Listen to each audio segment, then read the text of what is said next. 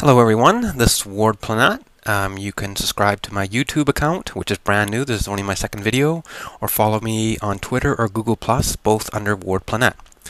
So today I'm going to tell you about an interesting study, a very real-world study, and this is basically the use of blue light during very late-night driving to see if it would improve your ability to drive and not nod off. So that was the general idea, and this was just published in October in PLOS One. So we'll go through it now.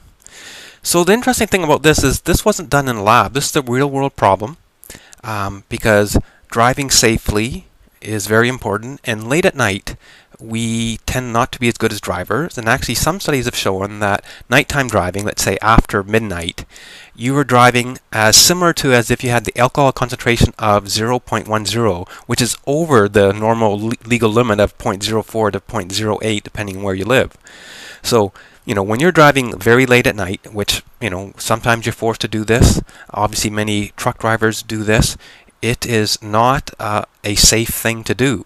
And so what can we do about this problem? And obviously caffeine is what is traditionally used. But let's go through the study.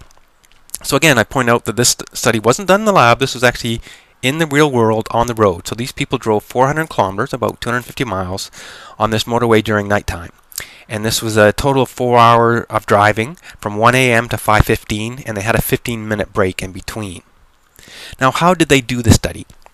So this was a very good study because it was randomized, double-blind, and there was a placebo control, and it was all crossover study.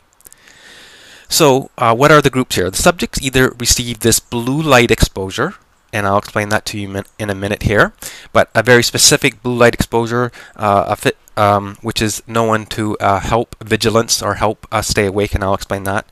A second group, or they all had this, but in another part of the study, they received 200 milligrams of caffeine twice, first at the beginning and then halfway through. And a normal cup of coffee has about 100 milligrams, I believe. So this was, quite a bit of caffeine. Or they had a placebo. And this is set up to make them think it was the caffeine. It looked the same and everything else, and that was the placebo control. And the reason they use this blue light is probably most of you are familiar with melatonin. So melatonin increases in the evening, and this is partially influences us wanting to go to sleep. But light in general, going up through the retinal cells and to the suprachiasmatic nucleus, can help us stay awake. And this is, usually we get this exposure in the morning in the traditional sense of how we evolved, and this is kind of the part of the waking up cycle. And this is the more detailed look here. And so here's this, in this case, they're trying to explain this 460 to 400 wavelength, which is blue light, which activates this complicated pathway, which we don't have to go into all the details here. But eventually you get melatonin, inhibition of melatonin. And so melatonin is usually responsible for sleep, and light can inhibit this sleep-inducing molecule. So you can see, even though we don't have to go through the details of all this pathway, how light can affect at the very brain neurochemistry level to keep you awake is the theory, and there's been quite a bit published on this. And this is the blue light they used. And this was a specific brand, which we don't have to go into, but I think you can get this for about $120 on Amazon, which is quite interesting. And some people use this for seasonal affective disorder too.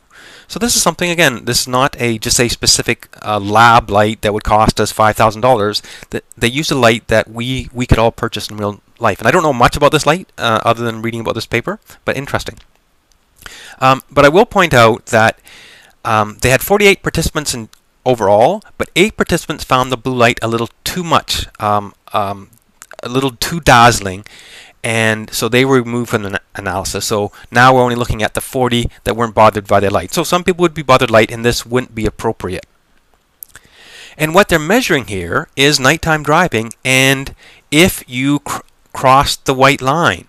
So, they use the fancy word inappropriate line crossings, ILC, but basically we've all experienced this when we're driving, is that, do we cross the white line, or even more dangerously, the yellow line onto the oncoming traffic? And so that's what they measured, and they measured this other one, lateral position, which is basically how much you sway, but we won't go into that.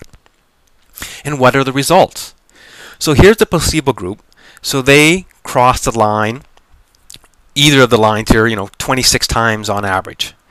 Coffee, as we suspected, we're talking, the equivalent of maybe 4 cups of coffee, did help keep people awake when they're driving at 1 a.m. to 5 a.m. and they had, significantly less crossings. So that's a very good improvement.